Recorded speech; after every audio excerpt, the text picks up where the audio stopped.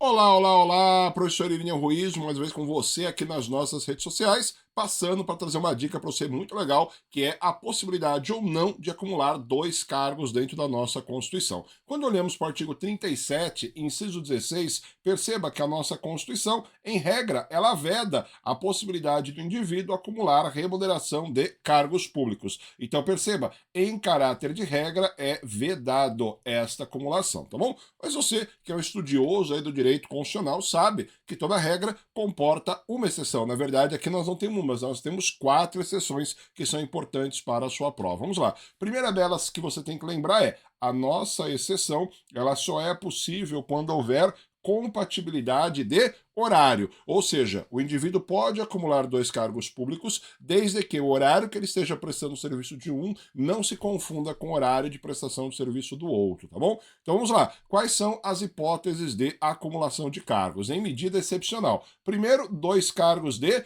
professor. Então, você pode ter dois cargos públicos de professor. Por exemplo, você pode ser professor da prefeitura e pode ser professor do governo do estado. Ensino fundamental e, por exemplo, ensino médio, tá bom? Você pode ser professor do estado e professor, por exemplo, de uma universidade federal, se houver compatibilidade de horários, tá bom? Segunda situação é quando você tem um cargo de professor e você acumula com outro, ou técnico ou científico, tá bom? Então, cargo de professor acumulado com outro de técnico ou científico. Um detalhe importante em relação ao cargo de técnico é que não basta o nome do cargo ser chamado de técnico. Então, se olhar para o cargo e ele chamar técnico, por si só não quer dizer que ele seja um cargo técnico. Então, para nós, a concepção de técnico ela deve ser interpretada da seguinte situação. Vamos lá. Quando o cargo é técnico, quando ele for nível superior, ou em qualquer área, ou tecnólogo, tá bom? Nível superior e tecnólogo para o Ministério da Educação, eles têm o mesmo valor efetivo, tá bom?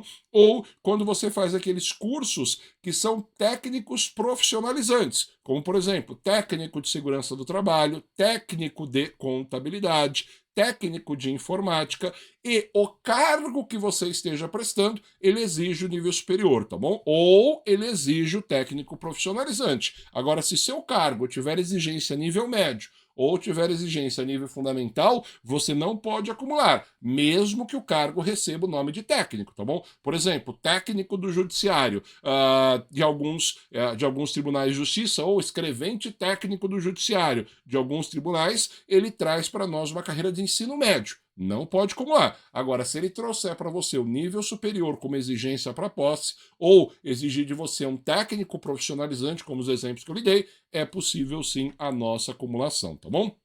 Terceira situação, quando você tiver dois cargos ou empregos públicos de profissionais da saúde, com profissões regulamentadas. Então, aqui nós temos profissões regulamentadas. Aqui, por exemplo, o médico, o enfermeiro, o nutricionista, o fisioterapeuta e outros profissionais da área de saúde, eles podem acumular dois cargos sem nenhum problema.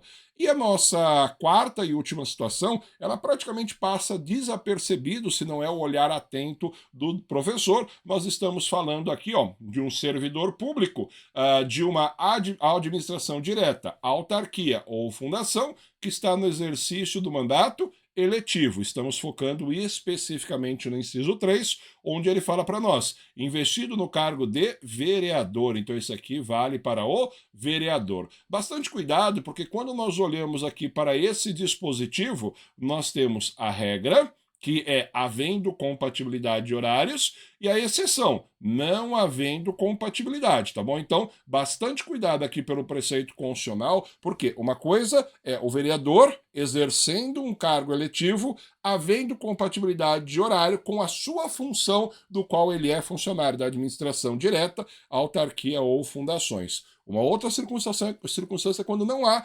compatibilidade de horários, tá bom? Nesse caso, havendo compatibilidade, como é que nós vamos aplicar a regra aqui para o nosso vereador?